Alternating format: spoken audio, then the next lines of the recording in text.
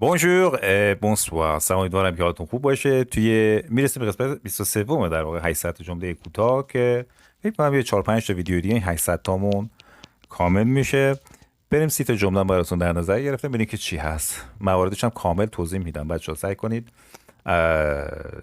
تک تک این در واقع جمله ها رو گوش کنید، توش مطالب مهم میده. یه چیزی هم هست که قبل از که حالا شروع کنم یادم رفت بگم، این نوتیفیکیشن، این عکس زنگوله بچه‌ها کانال رو در واقع فعال کن اگه فعال نکردید. که بعضی میگن که من فلان ویدیو رو ندیدم. خب ندیدید به خاطر اینکه شما نوتیفیکیشن رو خاموش کردی. اگر نوتیفیکیشن یا اون زنگوله رو بزنی، به محض که من ویدیو میزنم برات یه یوتیوب یک پیام میذاره توی گوشی و اینها که آره یک ویدیویی مثلا تو این کانال منتشر شده، حتما اون کار رو انجام بدید که همه ویدیوها رو نفر اول ببینید. Faisons un tour à la plage ce week-end. Faisons un tour à la plage ce week-end. بیایید این آخر هفته یک گشت و گذاری در ساحل داشته باشیم. Faire un tour. Faire un tour یعنی گشت و گذار. Faire un tour. حالا اینجا امره دیگه میگه faisons. Faisons. Faisons un tour à la plage ce week-end. Il aime toujours s'attribuer le mérite du travail des autres. این جمله خیلی خوبیه. Il aime toujours s'attribuer le mérite du travail des autres. میگه اون همیشه دوست شایستگی کار دیگران رو به خودش نسبت. مثلا یه نفر دیگه اومده یه کار خوبی رو انجام داده، پوزش رو این میده. خب بابا این کاری که تو نکردی فلانی کرده. ولی تو میخوای شایستگیشو به خودت نسبت بدی. s'attribuer یعنی چیزی رو به خود نسبت. خود مریت یعنی شایستگی.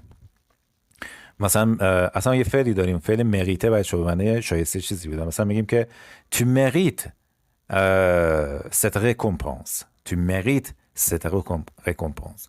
Tu mérites cette situation. یعنی تو این جایزه یا این موقعیت رو سزاوارش هستی، شایستش هستی. یه فعلی هم داره به نام مریته. J'ai besoin de faire une pause et d'aller me promener. J'ai besoin de faire une pause et d'aller me promener. باید استراحت کنم و بعد برم پیاده روی. J'ai besoin de faire une pause. پوز یعنی وقفه، یعنی مکس یا همون توقف، استراحت کردن. faire une pause. مثلا شما توی اداره یا شرکتی هستی، یه ساعتی دارین که میرین نهار میخورین، چای میخورین، قهوه میشه که پوز کافه، لا پوز کافه. faire une pause et d'aller me promener. فعل se promener که با جو میشه me promener دیگه، به معنی گردش کردن، پیاده روی کردن. مثلا se promener sur la plage. J'ai envie d'aller me promener. Tu veux me rejoindre? J'ai envie d'aller me promener. Tu veux me rejoindre? من میخوام برام یه قدمی بزنم، یه گردشی بکنم. میخوای من ملحق بشی، یعنی با من میای. به جای اینکه بگه tu veux venir avec moi, tu veux me rejoindre. این شکلی فرانسوی صحبت میکنه. Tu veux me rejoindre. rejoindre به معنی ملحق شدن به کسی. J'aimerais que tu puisses rester avec nous pour le week-end. J'aimerais que tu puisses rester avec nous pour le week-end. ای کاش میتونستی آخر هفته با ما بمونی. J'aimerais que یعنی دوست داشتم که. خب tu puisses بعد از aimer que یا aimerais que بچه حتما سوبژانکتیو باید بذارید که حالا بحث سوبژانکتیو رو مفصل ادامه خواهیم داد. یه بخشش هم گذاشتم، اون ویدیو اولیش رو حتما ببینید. خب من دوست داشتم که تو میتونستی بمونی avec nous pour le week-end، برای آخر هفته. Je dois bientôt me couper les cheveux. Je dois bientôt me couper les cheveux یعنی به زودی باید موهام رو کوتاه کنم. یعنی چند ساعت دیگه، چند روز دیگه بعد دیگه موهام خیلی بلند شده. J'ai les cheveux qui sont trop longs. J'ai les cheveux qui sont trop longs. موهام دیگه خیلی بلند شده. Je dois me couper les cheveux. Je dois bientôt me couper les cheveux. دقت کنید وقتی در مورد اعضای بدن صحبت میکنید فعل دو ضمیره میکنیم. یعنی به جای اینکه میگم دو کوپه mes cheveux میگم دو ما کوپه les cheveux. یعنی فعل سکوپه رو من استفاده میکنم. خب بعد اعضای بدن که اینجا les cheveux. متوجه شدید؟ پس به جای اینکه بگم je dois couper mes cheveux میگم je dois me couper les cheveux. باید موهامو کوتاه کنم. Je dois changer de vêtements avant de sortir. Je dois changer de vêtements avant de sortir. قبل از بیرون رفتن باید لباس عوض کنم. دقت کنید بچه‌ها من نگفتم changer mes vêtements، میگم changer de vêtements. یه changer quelque chose داریم، یعنی حرف اضافه دو رو نگیر. اون یعنی یه تغییرات کوچیک توش بدی. اما یه چیز کامل میخوای عوض کنی، این دو رو حتما باید بذارین. خیلی مهمه. معنی رو این حرف اضافه تعیین میکنه. مثلا شما آپارتمان میخوای عوض کنی نمیگی je vais changer mon appartement. non je vais changer de mon appartement. یه دو رو باید بزنی، کلا عوض میشه، یه چیز دیگه میاد. Je me sens submergé par tout le travail que j'ai à faire. Je me sens submergé par tout le travail que j'ai à faire. احساس میکنم تمام کارهایی که باید بکنم دارم غرق میشم. یعنی انقدر کار دارم بکنم که احساس میکنم تو کار غرق شدم. میگید یه وقتایی تو کار غرق شدم، خیلی کارم زیاده، سرم شلوغه. Je me sens submergé. Submergé یعنی غرق شده. Par tout le travail que j'ai à faire. بچه‌ها avoir à faire quelque chose یادداشت کنید. یعنی être obligé faire quelque chose یا devoir faire quelque chose. یعنی همون باید que j'ai à faire که باید انجام بدم. Je me sens triste de la nouvelle que j'ai entendue ce matin. Je me sens triste de la nouvelle que j'ai entendue ce matin. یعنی چی؟ یعنی از خبری که امروز صبح شنیدم ناراحتم. گفتم بعد از فعل se sentir که باشه گفتم میشه je me sens. نمیگم je se sens. je me sens. tu te sens, il se sent و غیره. باید صفت بریم. triste هم صفته. حالا از چی؟ از خبری که de la nouvelle. la nouvelle به معنی خبره. que j'ai entendu ce matin که امروز صبح شنیدم. Je me suis accidentellement coupé en cuisinant.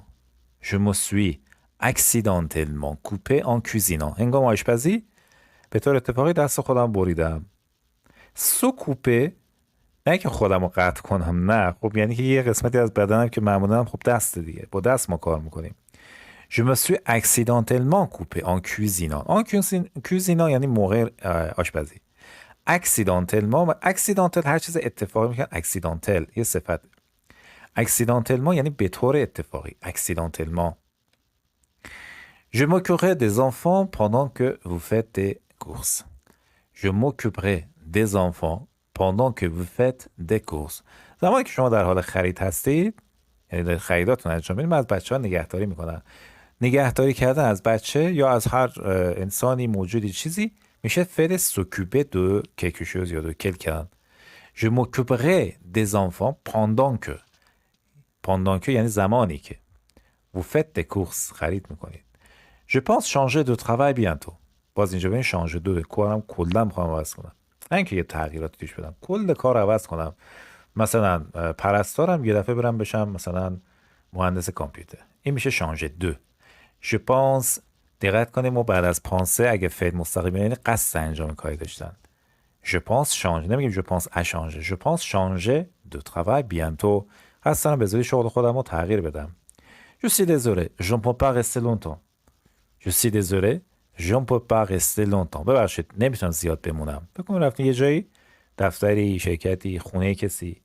ببخشید من نمیتونم زیاد بمونم، باید برم. Je vais prendre une douche avant de me coucher ce soir. Je vais prendre une douche avant de me coucher ce soir. امشب قبل از رفتن به رخت خواب یا قبل از خوابیدن میرم یه دوش بگیرم. avant de بعد از avant اگر بخوایم فعل بیاریم دو میذاریم. اگر بخوایم اسم بیاریم لولله میذاریم یا آینده میذاریم، اختیک میذاریم، ولی حرف اضافه دو رو نذارید مگر که بخوایم مثل اینجا فعل بیارید. avant de. Je vais rester ici et finir le travail. Je vais rester ici et finir le travail. من اینجا میمونم و کار رو تمام میکنم. شما برید من دیر میام. Je vais rester ici et finir le travail. این کار باید یکی تمام کنه، من میمونم تمام میکنم. Je vais rester ici et finir le travail. Je vais changer de coiffure. باز changer de. Je veux changer de coiffure. من میخوام مدل موهامو تغییر بدم. Je veux changer. مثلا فر کلا میخوام صاف بشه. کلا coiffure یعنی مدل مو. La coiffure. La batterie de mon téléphone est faible. Je dois la changer bientôt. La batterie de mon téléphone est faible. Je dois la changer bientôt. باتری گوشیم کم شده یعنی ضعیف شده. باید زود عوضش کنم. Je dois la changer bientôt. La batterie de mon téléphone est faible. faible یعنی ضعیف. در مورد آدما میگیم il est faible یعنی ضعیفه. اما il est fort قویه. در مورد یه باتری تلفن وقتی میگیم faible یعنی شارژش کم شده. خب La couleur des murs doit être changée dans cette pièce. La couleur des murs doit être changée dans cette pièce. رنگ دیوارا در این اتاق باید تغییر کنه. باید یه رنگ جدید بزنیم. Doit être changé مجهوله. Le médecin m'a conseillé de prendre mes médicaments tous les matins. چی شد؟ le médecin یعنی پزشک m'a conseillé de به من توصیه کرد تا prendre mes médicaments داروهام رو مصرف کنم بخورم طول متن هر روز صبح داروهام بخورم. ما میگیم conseiller de faire quelque chose یعنی بعد از کنسیل خواهیم فعلی بگیم. این حرف اضافه بچه مهم یعنی شوخی نیست. حرف اضافه ا بیاری یه معنی دیگه داره، دو بیاری یه معنی دیگه، حرف اضافه اصلا نیاری یه معنی دیگه. اینا رو باید یاد بگیرید. Le policier a placé le suspect en garde à vue یعنی پلیس مظنون رو بازداشت کرد. خب این جمله رو هم بلد بشید. پلیسیه مأمور پلیس، پلاسه یعنی قرار دادن، le suspect یعنی فرد مظنون.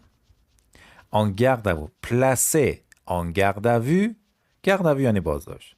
کسی رو در بازداشت گذاشتن یعنی کسی رو بازداشت کردن. Le policier a placé le suspect en garde à vue. Le temps commence à changer. Le temps commence à changer. این le temps یعنی چی؟ نخیر زمان معنی میده یعنی آب و هوا. Le temps به معنی آب و هوا هم هست. مثلا میگه هوا چطوره؟ Quel temps fait-il? Quel temps fait-il? Il fait très chaud. الان اینجا خیلی گرمه. Le temps commence à changer. هوا داره عوض میشه. حالا ممکنه بارونی بوده آفتابی میشه یا بالعکس آفتابی بوده بارونی میشه، گرم بوده سرد میشه. Le temps commence à changer یعنی بعد از commence هم باز بخوایم فعل بیاریم حرف اضافه ا باید بگذاریم. میگیم commence à changer. مثلا میگم je commence à comprendre یعنی دارم متوجه میشم. Nous devrions profiter du beau temps et faire un pique-nique dans le parc. باید از هوای خوب استفاده کنیم و در پارک پیکنیک داشته باشیم. بریم پیکنیک. هوا خیلی خوبه مثل الان که بهاریه. Nous devrions profiter du beau temps. beau temps یعنی آب و هوای خوب یعنی آفتابی و خوب دیگه. profiter de یعنی از چیزی استفاده کردن، بهره مند شدن. profiter du beau temps. faire un pique-nique هم یعنی پیکنیک زدن. Peux-tu m'occuper ce morceau de papier? Peux-tu m'occuper ce morceau de papier? میتونی این تکه کاغذ رو برام ببری؟ اینجا نمیگه مکوپه یعنی من را قطع کنی، نه این یعنی که برای من خیلی یار دیدم میگن که تو پو یا پو تو کوپه پو موا. این پو رو بذارید کنار، به جای ضمیر بذارید. ضمیر کجا میشونه؟ قبل از فعل، قبل از کوپه. پو تو مکوپه. مثلا میخوام میگم که میتونی برای من مثلا یه ریش تراش برقی بخری. اینو تو کامنت ها برام بذارید ببینم چجوری میگیم. میتونی برای من یک ریش تراش برقی بخری، برای من بخری. ببینم چی میگید. morceau de papier یعنی یک تکه کاغذ. خود morceau بچه‌ها یعنی تکه هر چیزی. un morceau de viande یه تکه گوشت. Pouvez-vous apporter ce colis au bureau de poste pour moi? Pouvez-vous apporter ce colis au bureau de poste pour moi? آیا میتونی این بسته رو برای من به اداره پست ببرید؟ Pouvez-vous apporter یعنی بیارید البته این بسته رو به اداره پست bureau de poste pour moi. Pouvez-vous changer de chaîne sur le téléviseur? فکر کنید رفتی یه جایی یا اصلا تو خونه اید به یه نفر میگی که میشه کانال تلویزیون عوض کنی. Pouvez-vous changer de chaîne ببین دو chaîne یعنی کلا عوض کن، کانال یکی بری دو. sur le téléviseur تلویزور یعنی چه بچه؟ دستگاه تلویزیون میگه تلویزور. le تلویزور البته la télé هم میگیم مخفف la télévision اما le téléviseur هم فرانسوی ها میگن به جای تلویزیون. مثلا میگیم je regarde le téléviseur به جای je regarde la télé. میتونیم بگیم Pouvez-vous changer les piles de la télécommande? Pouvez-vous changer les piles de la télécommande? آیا میتونید یا میشه باتری های ریموت رو عوض کنید؟ پیل یعنی همون پیل الکتریکی یعنی بطری. ما پیل هم بهش میگیم. لا تلکوماند دستگاه ریموته، مثلا تلویزیون یا در یا هر چیزی بهش میگیم لا تلکوماند. کماند یعنی فرمان دادن، تله از راه دور یعنی یه دستگاهی که از راه دور فرمان میده که آقا مثلا کانال عوض کن، چه میدونم در ماشین رو باز و بسته کن. بهش میگیم لا تلکوماند. پس ریموت کنترل به انگلیسی، به فرانسوی لا تلکوماند. Savez-vous bien couper les légumes? Savez-vous bien couper les légumes? آیا میدونید چجوری سبزیات رو خورد کنید؟ Savez-vous bien این بیان تأکیده، اصلا ترجمه نمیشه. یکی از کاربردهای بیان تأکید میکنیم. مثلا میگیم که vous êtes bien monsieur آبدیده؟ آیا آبدیده شما این دیگه. ببین این تأکیده رو با بیان میگین فرانسه. اینجا هم همینه. ببین Savez-vous bien couper les légumes. les légumes این سبزیجات خورد کردن. S'il vous plaît, restez calme et ne paniquez pas. S'il vous plaît, restez calme et ne paniquez pas. s'il vous plaît که یعنی لطفاً آروم باشید. restez calme آروم بمونید. آروم باشین. restez calme et ne paniquez pas. پنیکه به معنی ترسیدن، هول کردن. آروم باشید، نترسید. اتفاقی نیفتاده. پنیکه. Ne paniquez pas. Ne paniquez pas madame. Je suis du quartier. خانم هول نکنید. من بچه هم محلم. خب ne paniquez pas یعنی هول نکنید، نترسید. Tu devrais rester loin de cette personne. C'est un problème. Tu devrais rester loin de cette personne. C'est un problème. یعنی چی؟ یعنی باید از اون شخص دوری کنی چون این مشکل سازه. Rester loin de quelqu'un. Rester loin de quelqu'un یعنی از کسی دور موندن. C'est un problème. مشکله یعنی مشکل ساز این آدم تو ما دردسر میگرده. Veuillez enlever vos chaussures avant d'entrer dans la maison. Veuillez enlever vos chaussures avant d'entrer dans la maison. لطفا قبل از ورود به خونه کفشاتون بردارید یعنی در بیارید. در بیارید. enlever معنی در آوردن لباس، کفش و غیره. این ویه از فعل وولوار بچه امری وولوار معنی خواستم میشه ویه اما معنیش میشه لطفاً. ویه بعدش مصدر میاریم. این دو تا الاش هم تلفظ نمیشه. ویه enlever vos chaussures avant d'entrer dans la maison. خب اینم از جمله سیوممون آخرین جمله. امیدوارم که استفاده لازم رو از این ویدیو برده باشید. بگید که چه ویدیوهایی رو دوست دارید. شاید اون ویدیو رو قبلا درست کردم، لینکش رو براتون بگذارم و تماشا کنید. Merci et au revoir.